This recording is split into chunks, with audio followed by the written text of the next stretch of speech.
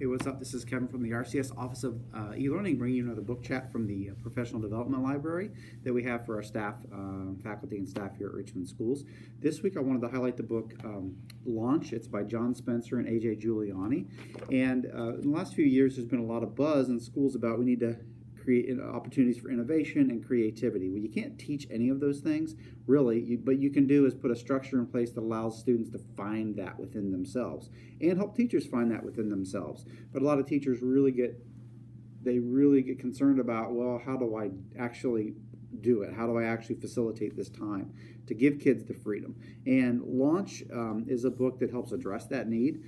John and AJ do a great job of outlining what the process looks like. They use the design thinking process, which is a methodology for finding problems, identifying possible solutions, putting them in place, testing them out.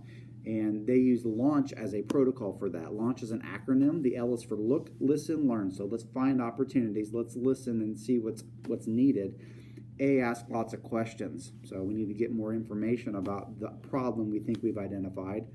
Understand the problem or process, really digging deeper to see, do we really understand what the need is and what the root causes of the problems are?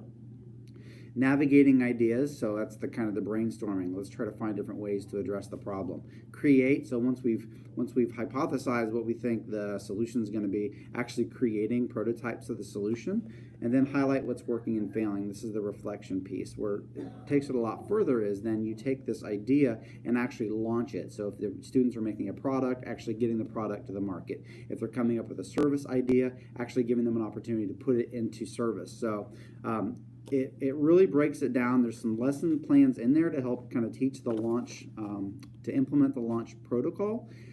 Really think there's a need for this, because I know there's teachers that want to do more opportunities for creative outlets in their classrooms, but have a hard time really seeing how does that integrate with what I'm already doing. This really walks you through the why and the how.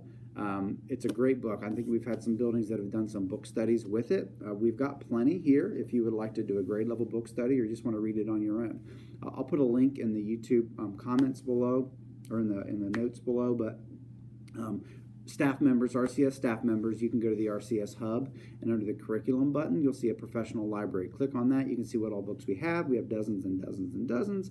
But you could also then click to access the form. You put your name, school, and we can either deliver it or you can come get it.